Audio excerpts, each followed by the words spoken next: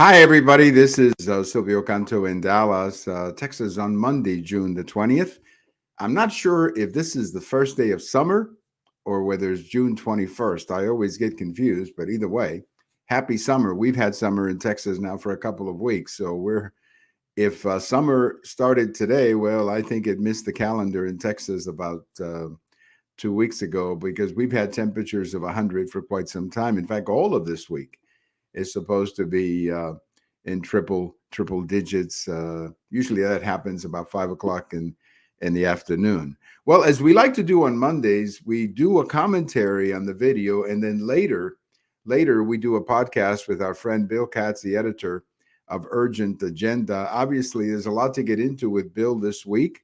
What's happening with the American economy, what's happening with President Biden, what seems to be a disillusion within the Democrats with President Biden.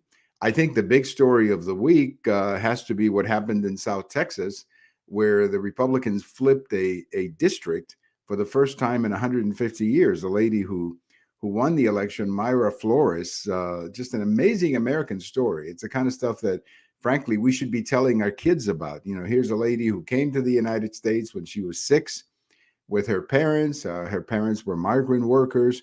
She became a U.S. citizen, and here she is winning an election to the U.S. Congress. I mean, that's pretty amazing. And that's a story that we should be repeating over and over and over again, that there is that kind of a possibility in the United States. We'll talk about that. We'll talk about the state of the Biden presidency. There are some foreign policy problems, and I've got one that I'm going to be talking about next. But you've got problems with Iran. You've got problems with China. Of course, Ukraine is out there as always.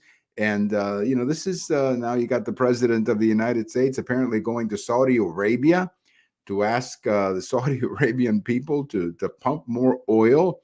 But wait a minute. I thought we were against fossil fuels. That was the whole point. We're going to shut down American production because of climate change. So why are we going to Saudi Arabia? Don't they pollute the air too when they do oil? Anyway, it's just crazy. But this administration is in total, complete disarray. That's all you can say about it. And we'll get into a lot of that with Bill Katz today in the Monday podcast called The Weekend Review. And we'll have it available probably about 5 o'clock in the afternoon. It'll be available, and I'll post it at that time on Facebook, my page on Facebook. I'm also going to post it on Twitter. We've been doing that a little bit of that lately, and that's working out okay. But let's talk about two big issues today, one having to do with Mexico and one having to do with Colombia. You may remember a couple of weeks ago that I mentioned that they had the first round of the Colombia elections, and that I was optimistic because the leftist candidate, who's a former terrorist, by the way, he's a terrorist. I mean, this guy was in jail for terrorism not long ago. Well, I had mentioned that maybe there were enough votes to stop him from becoming president. Well, I was off by a little bit. This gentleman by the name of Mr. Petro, and he was elected president of Colombia, and he got 50.7% votes. So he won. He won. No one's contesting that, but it was a pretty close election. And of course, what happens is, and we're seeing some of that with President Lopez Obrador in Mexico, is that, and to some extent in Chile, is that once these guys get elected, and they generally get elected in close elections, I mean, that's what happened in Chile, and that's what happened in Colombia, they start lowering back expectations. And now, the president-elect of Colombia, Mr. Petro, is saying, well, it's going to take more than 4 years to do all these things I promised. Well, it's probably going to take a lot more than 4 years. He may never get any of this done. Now, one good thing, there's always something good to talk about. I believe that his party is not going to control the legislature. So there is going to be a legislature that can stop him. But I honestly don't think he can do that much. He's going to try. He's going to try.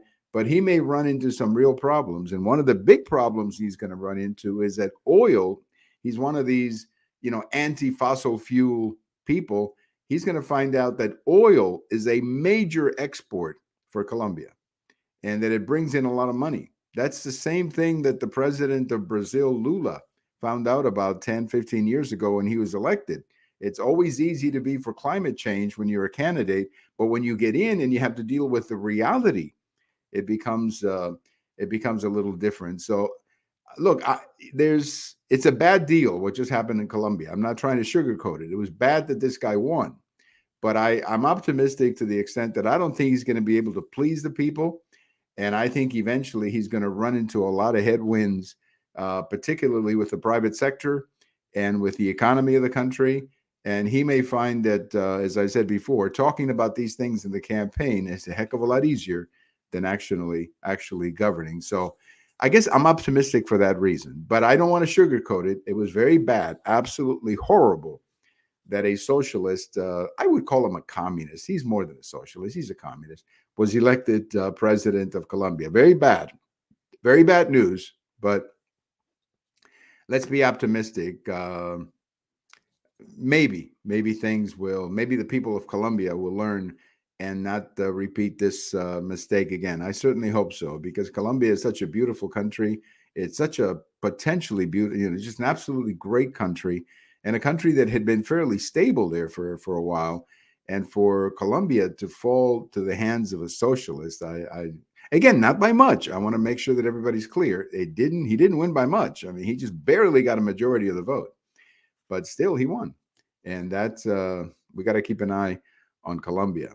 Now, the other story that I want to talk about today, and I have a post about this over at the American Thinker, is this verbal battle between the president of Mexico, Lopez Obrador, and the three Cuban-American senators in the U.S. Senate, Senator Cruz of Texas, Senator Menendez of New Jersey, and Senator Rubio of Florida. Now, most of the verbal back and forth has been with Senator Rubio.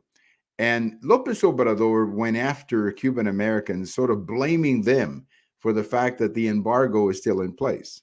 Now, I'm not going to deny that, politically speaking, it would be very tough for a Democrat to propose ending the embargo. None of them have actually done it. President Obama didn't do it. President Biden is not going to do it. President Clinton is not going to do it. Now, President Obama did open diplomatic relations, but the embargo is still in place. So, yes, there's no question that there's a political factor to the embargo, but the embargo has nothing to do with the failure of the Cuban economy, which is what Lopez Obrador was suggesting. He was somehow blaming the embargo as the reason for the total failure of 60 years of communism in Cuba. No. Cuba is a communist country, and it's a failure of a communist country. It has nothing to do with the embargo. Remember this. The embargo only applies to American companies. So if a company in Mexico wants to sell to Cuba, they can do so. If a company in Europe, in Spain, in France, Germany, Italy, whatever, they want to sell to Cuba, there's nothing that the embargo can do to stop them.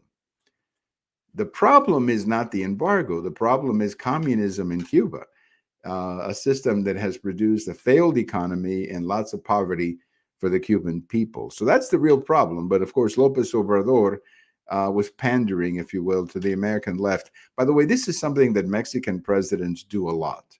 They pander to the left in Mexico, and usually Cuba is a little toy that they use to pander to the left. They use Cuba to pander to the Mexican left, and I think that's what's happening here. But one thing I'm really happy about is that Senator Rubio came right back at Lopez Obrador. He just came right back and gave it to him, and that's good. That's good. I'm glad that Senator Rubio is not holding back, because I think Lopez Obrador, with respect to this issue, is really a demagogue, and he's not telling the truth about the embargo. And his attacks on Cuban Americans are not going to help the Democrats in Florida. I mean, if you're wondering why Florida is becoming almost a solid Republican state, there you have it. Cuban Americans who are voting in huge numbers as Republicans in Florida and overall. A couple of things on this day in history that I want to get to. Number one, on this day in 1863, West Virginia became state number 35, and it happened right in the middle of the Civil War. It's a very interesting story. If you have a chance, just check it out and read it. We don't have time right now to get into it, but it's a fascinating story of how West Virginia became the state in the Union. And it's just great. It's a great story. Of course, everybody remembers that song by John Denver, Almost Heaven, West Virginia.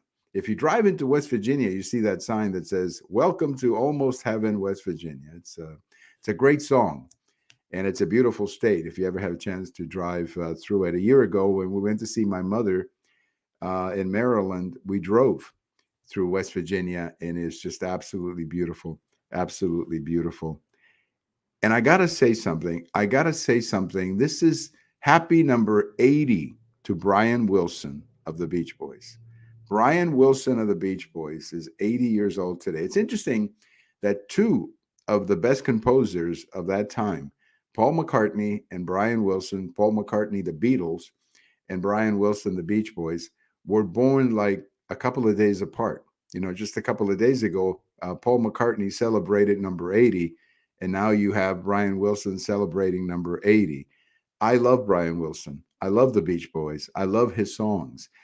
Good Vibrations, everybody knows that one. Wouldn't It Be Nice? That is one of my favorite songs.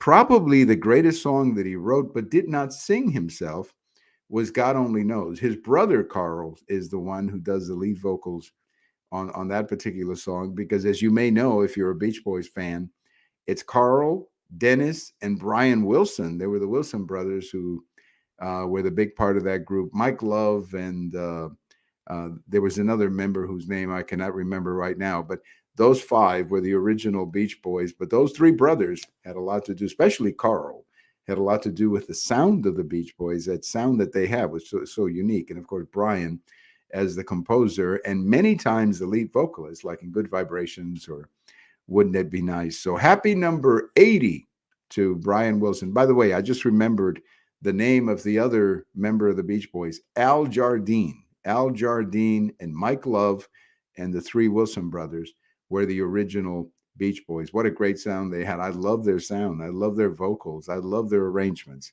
So happy number 80 to Brian Wilson, who's a real genius, in my opinion. His songwriting skills are just absolutely marvelous.